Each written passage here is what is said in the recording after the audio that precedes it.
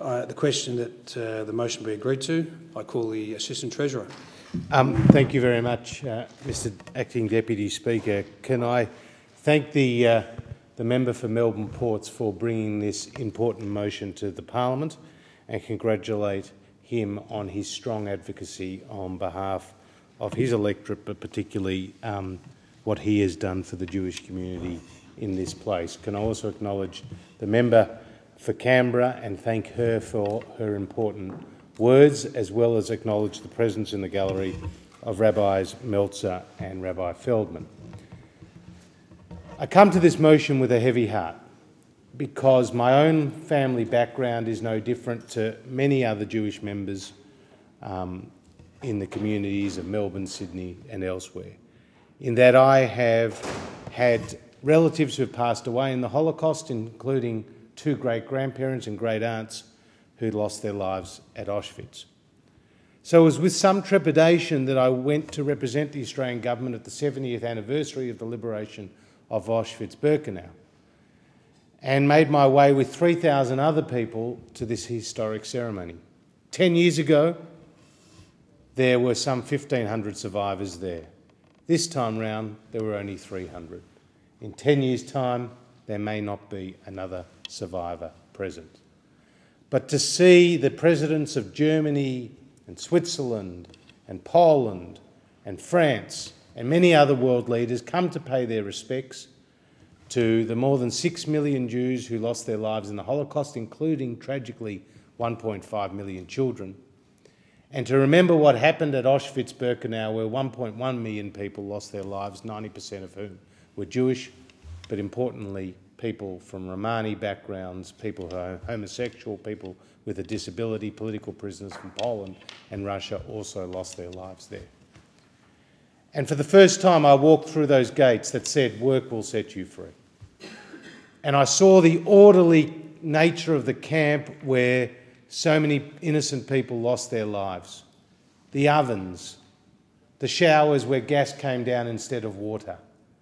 The fact that people were put through slave labour in the coldest and most brutal of conditions.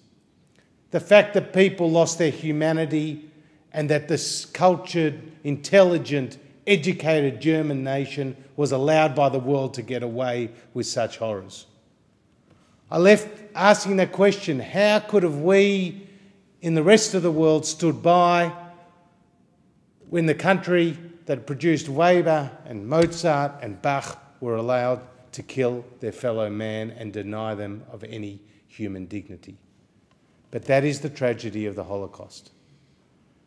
And so I know I stand with everybody in this place, regardless of their political persuasion, to say never again.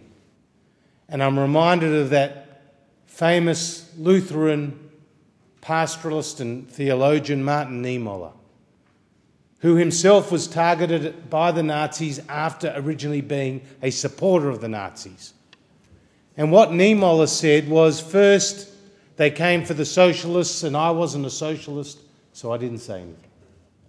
Then the next, they came for the trade unionists and I wasn't a trade unionist, so I didn't say anything. Then they came for the Jews and I wasn't a Jew, so I didn't say anything.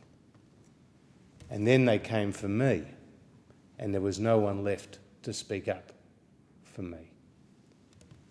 Mr. Deputy Speaker, that is the lesson of the Holocaust.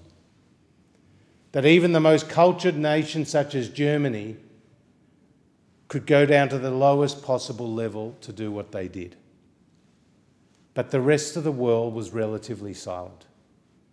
And when General Dwight Eisenhower, the commander of the Supreme Allied Forces, came upon a liberated concentration camp, he said there would come a time in the world when people denied what had actually taken place here had actually happened.